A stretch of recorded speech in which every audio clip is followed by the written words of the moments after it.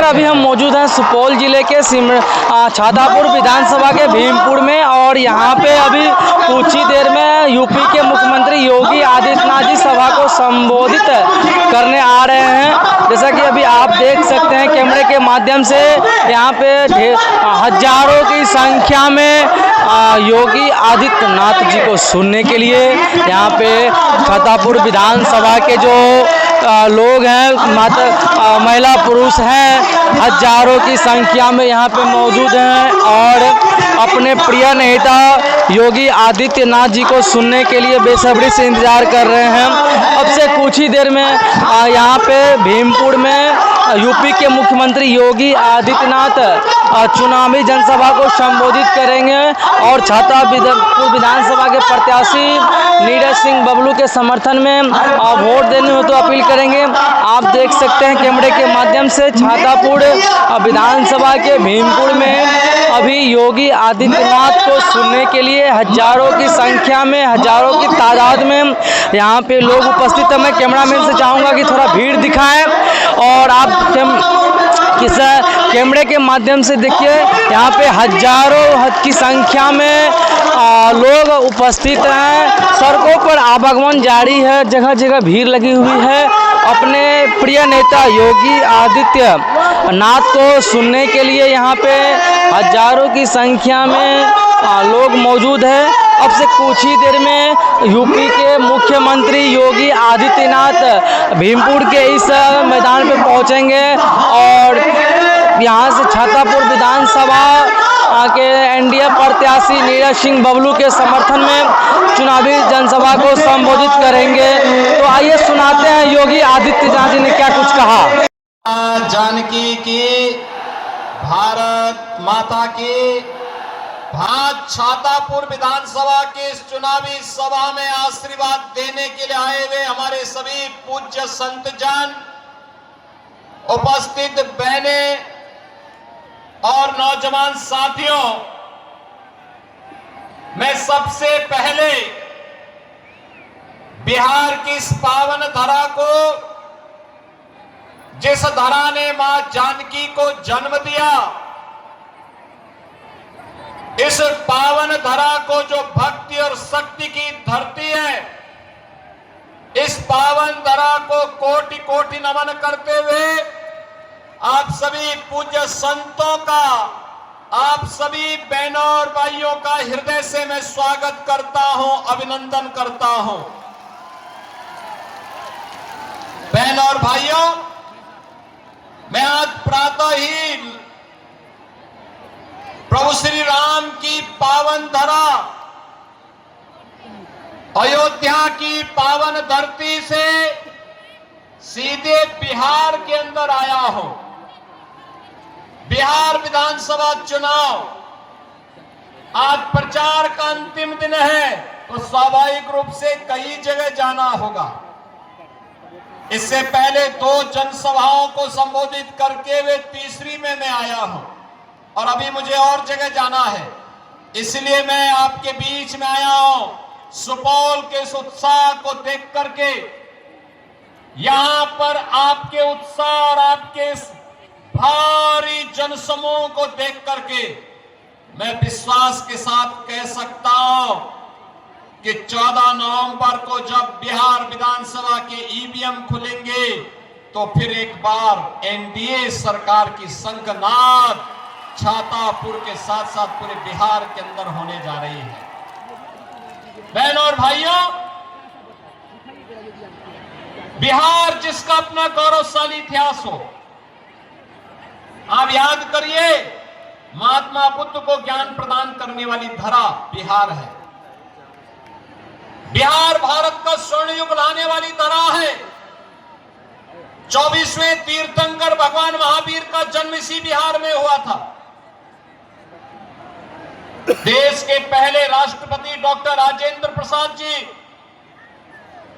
लोकनायक जयप्रकाश नारायण जी, जननायक कर्पूरी ठाकुर जी इसी पावन धरा में जन्म लिए थे और मैथिली, भोजपुरी, संस्कृति को छठ गीतों के माध्यम से वैश्विक पहचान दिलाने वाली शारदा सिन्हा भी इसी क्षेत्र की, इसी बिहार की उपज है, बिहार में ही जन्मी है। बहनों और भाइयों, ये बिहार, जिस बिहार ने आर्यभट्ट जैसा खगोल शास्त्री दिया हो, जिस बिहार ने भारत के स्वर्ण युग को लाने वाले चाणक्य और चंद्रगुप्त मौर्य की जोड़ी दी हो, वह बिहार किन कारणों से बीमारू हो गया था? कौन वे कारक थे कि बिहार को लोग जंगल राज के रूप में जानने लगे थे? बहनों और भाइयों, अगर इस पाप का दोषी कोई है तो वह केवल और केवल कांग्रेस और आरजेडी इस पाप के भागीदार हैं। याद करिए, जिस बिहार ने नालंदा विश्वविद्यालय देकर के दुनिया को ज्ञानवान बनाया होगा, उस बिहार में इन दोनों के शासन काल में बिहार में साक्षरता में सबसे नीचे पायदान पर बिहार चला गया था। जंगल रास्ता,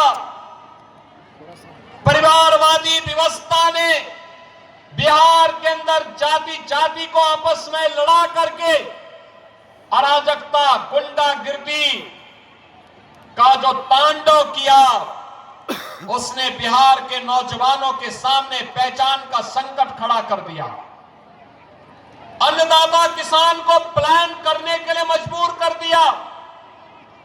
बिहार के नागरिकों को, गरीबों को भूखों मरने के लिए छोड़ दिया गया।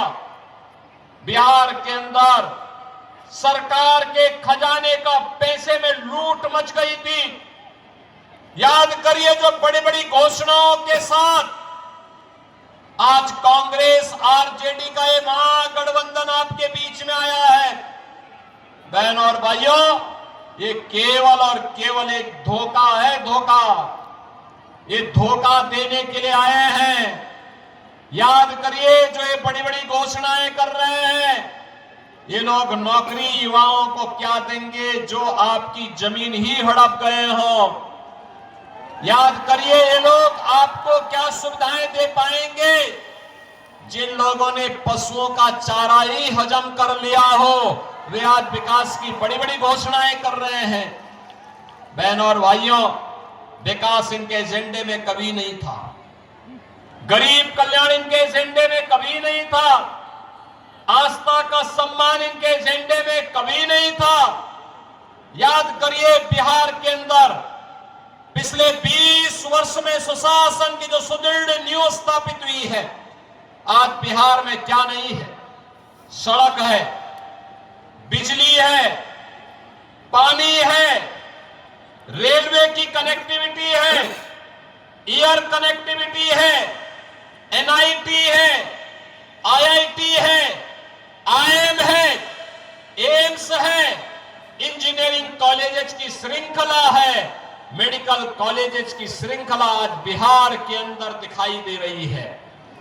बिहार के अंदर गरीब कल्याणकारी योजनाएं का एक लंबी श्रृंखला है और बिहार के अंदर बिहार का नौजवान आप सिविल सर्वेंट बन करके आईएएस आईपीएस की परीक्षाओं में पास होकर के देश के अंदर अपनी सेवाएं दे रहा है। मल्टीनेशनल कंपनियों में जाकर के बिहार का नौजवान बिहार को एक नई पहचान दिला रहा है।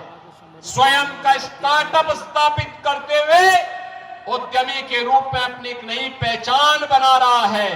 बिहार के नौजवान को अवसर मिलना चाहिए था, अवसर मिला तो सुशासन की सरकार ने बिहार के नौजवान को प्लेटफॉर्म दिया। उसने अपनी प्रतिभा को पूरी दुनिया के अंदर छाप छोड़ने में कोई कोताही नहीं बरती। बहनों और भाइयों, विकास और समृद्धि की धारा लगातार आगे बढ़नी चाहिए और इसी के लिए आपका आह्वान करने के लिए मैं आज आपके बीच आया हूं। ये कांग्रेस आरजेडी की जो सरकार है ना यार, 1990 से 2005 के बीच इन लोगों ने जो तांडव किया था, ऐसे ही इनका पार्टनर यूपी में भी था। हर तीसरे दिन दंगे करवाते थे, गुंडागर्दी चरम पर थी, बेटी और व्यापारी कोई सुरक्षित नहीं था।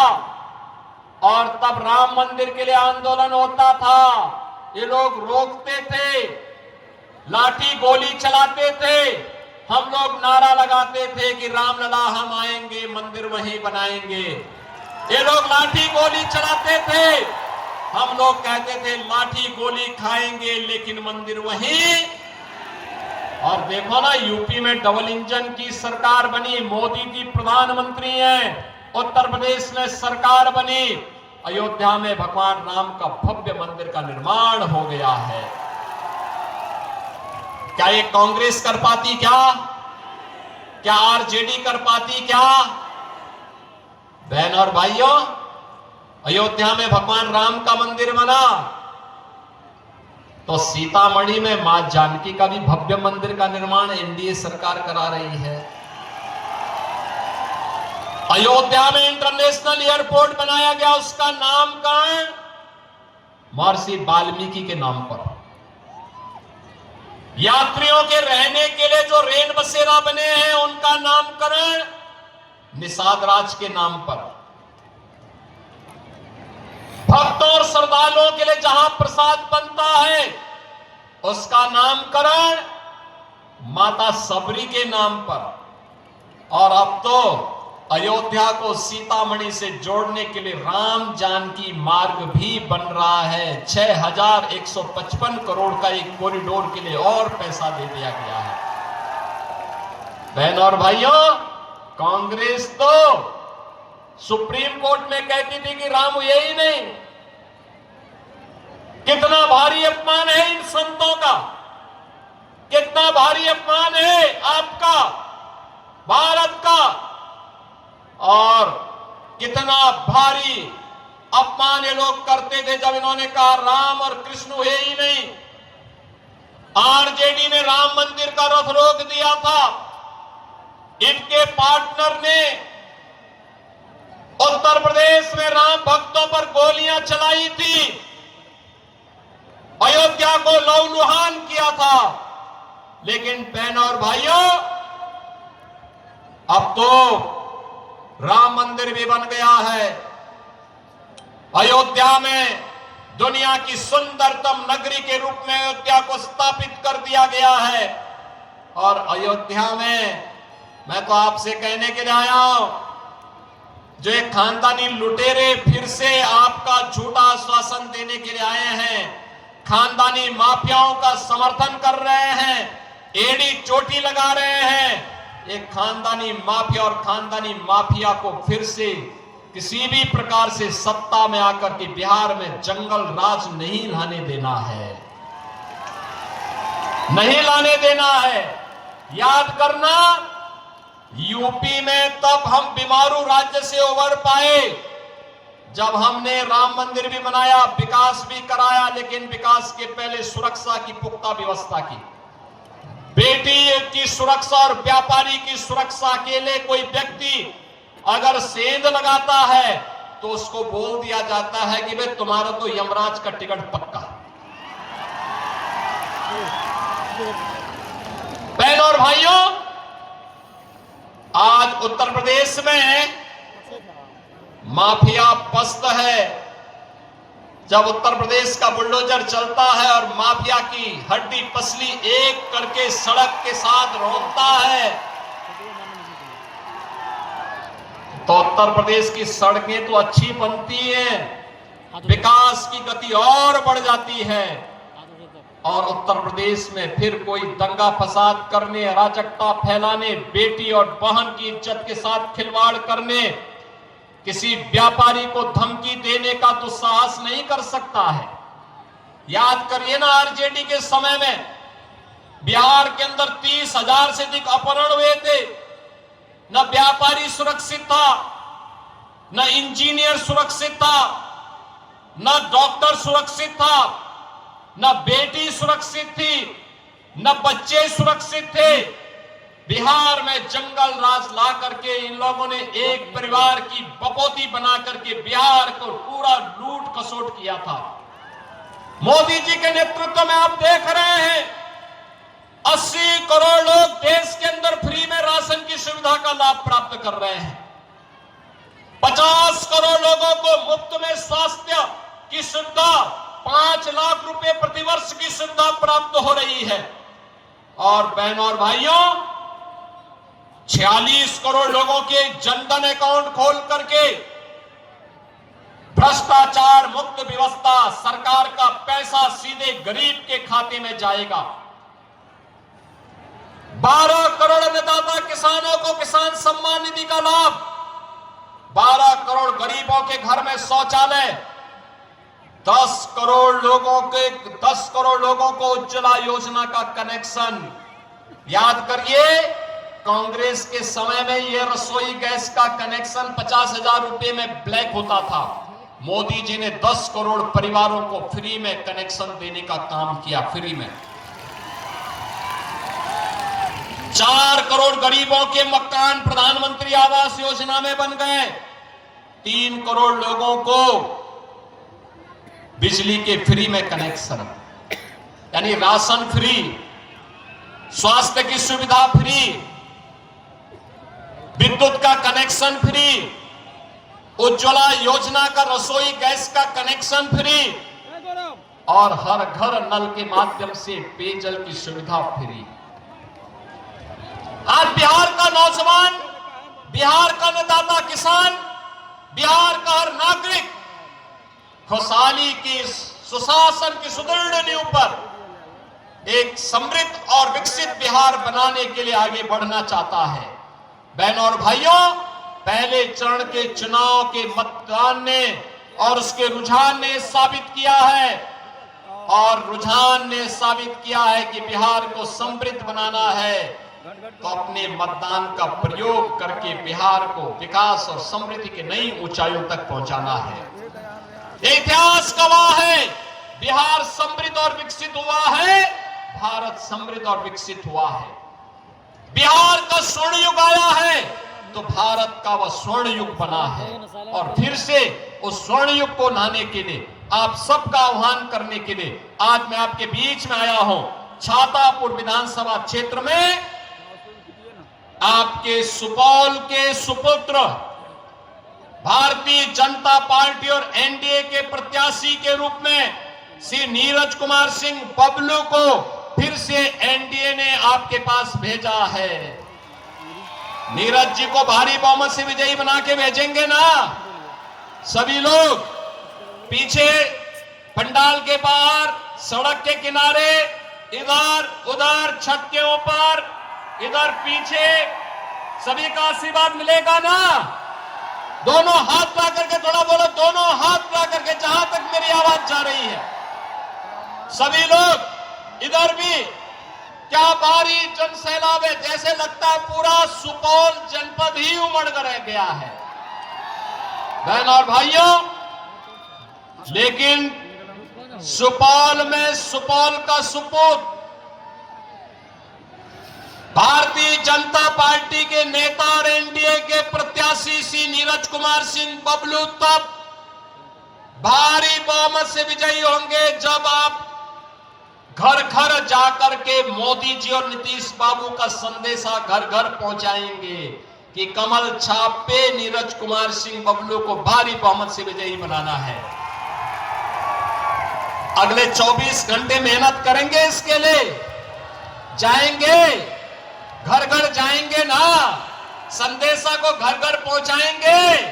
तो फिर मेरे साथ बोलेंगे, भारत माता की, भारत माता की, भारत माता की। आपने यूपी के मुख्यमंत्री योगी आदित्यनाथ जी के भाषण को सुना। उन्होंने कहा कि एनडीए की सरकार को बनाएं, बिहार में नीतीश कुमार को जिताएं, मोदी जी को हाथों को मजबूत करें। योगी आदित्यनाथ जी के भाषण को सुनने के लिए हजारों की संख्या में इस भीमपुर के मैदान में लोग उपस्थित रहे, और योगी आदित्यनाथ ने आने से लोगों में काफ़ी उत्साह देखा।